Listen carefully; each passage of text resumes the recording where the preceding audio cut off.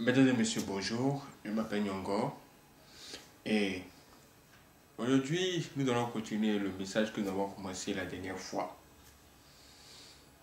La dernière fois, je vous ai parlé du choix. Je vous ai dit qu'en 2022, faites de bons choix. Et je vous ai dit que si vous voulez vraiment faire de bons choix, il va falloir vous attacher au Saint-Esprit. Ce bon esprit qui va vous instruire sur comment faire de bons choix et que l'année prochaine soit une réussite pour vous. Parce que tout part des décisions qu'on prend. C'est là que tout commence. Nous allons aller plus loin aujourd'hui avec un nouveau message qui s'intitule en 2022, soyez dans la vérité. En 2022, soyez dans la vérité. Pourquoi? Nous allons entrer dans Éphésiens 6, verset 14.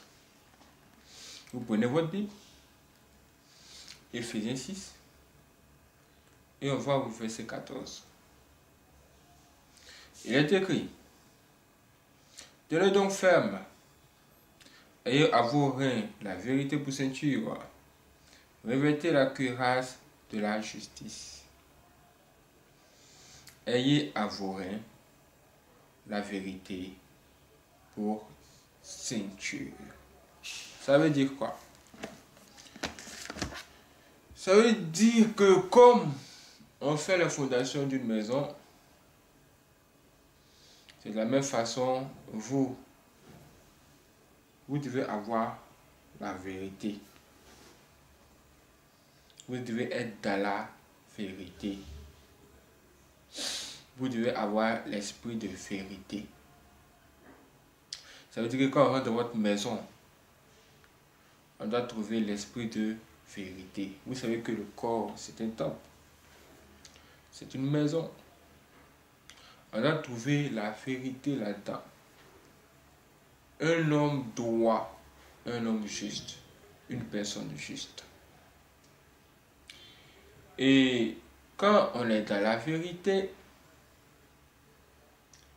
vraiment, ça ne trahit pas. Ça ne trahit vraiment pas. Il faudrait que la base de tout ce que vous faites soit posée sur la vérité. Parce que le mensonge est contraire à la vérité. Parce que le mensonge détruit toute une entreprise. Une entreprise basée sur le mensonge, vraiment, c'est pas une bonne affaire pour le futur, pour l'avenir. Parce que le mensonge prend l'ascenseur, mais la vérité, ça prend juste l'escalier. Qui va arriver avant qui? De toutes les façons, c'est la fin. On dit que la vérité triomphe toujours. Donc si vous voulez vraiment triompher dans toutes vos batailles dans la vie, il va falloir avoir ça, cette qualité. Je vous ai dit la semaine dernière, il faudra avoir la puissance de prendre de bonnes décisions, la capacité de prendre de bonnes décisions. Aujourd'hui, il faut avoir cette qualité. Soyez des femmes de vérité, des hommes de vérité, des hommes qui sont dans la vérité. Parce qu'il y a beaucoup de personnes qui sont dans le mensonge, qui sont grandement dans l'erreur. Vous devez être dans la vérité. Ça me rappelle ce qui s'est passé aux États-Unis entre un homme et sa femme. Sa femme, à un moment donné, s'est dit: waouh, voici ici avec un homme, mais je sens que ce gars me cache beaucoup de choses. Il faut que je trouve un moyen de savoir ce qui est dans son cœur. Elle veut savoir la vérité.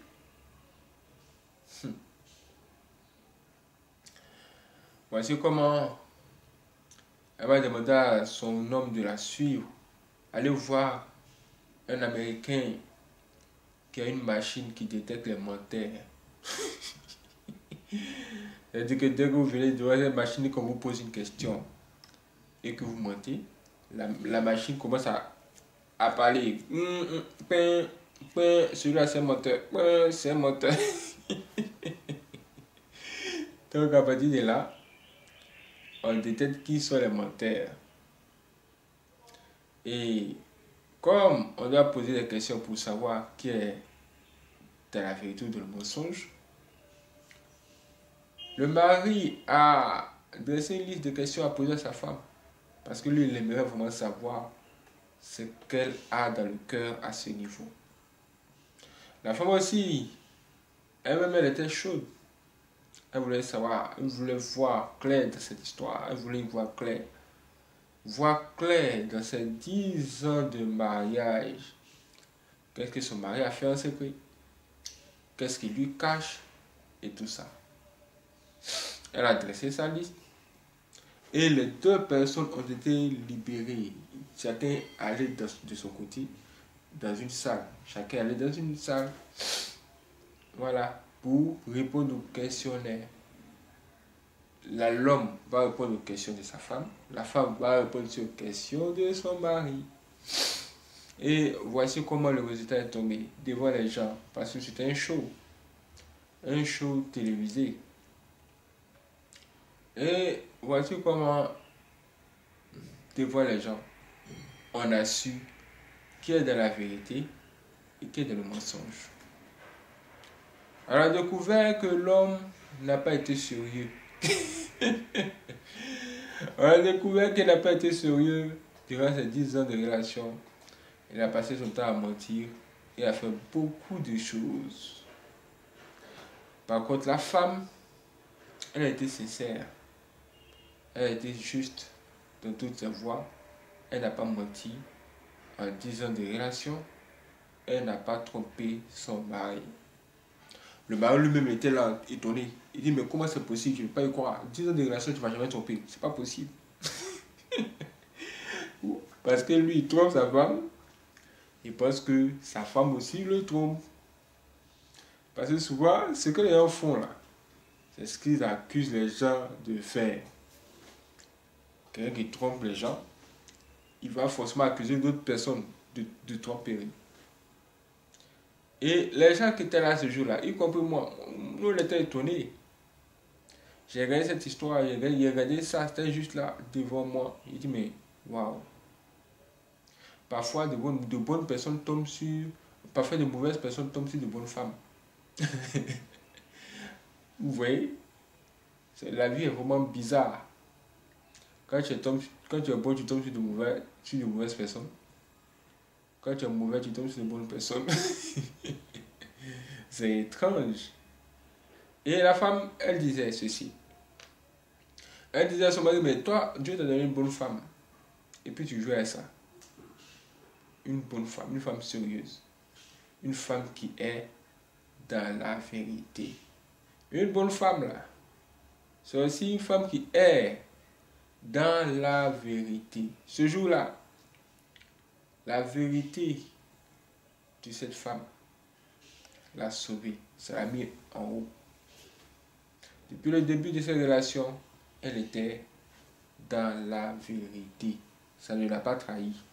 Et nous-mêmes, quand on la regarde, on se dit, waouh, on aimerait avoir une femme qui est dans la vérité. Mes frères et sœurs, si elle était dans le mensonge et qu'elle a fait beaucoup de choses, ce jour-là, on ne parlera pas d'elle comme ça. C'est parce qu'elle a été dans la vérité. Elle a eu un esprit de vérité que ça a payé. C'est pourquoi je vous donne cette qualité aujourd'hui.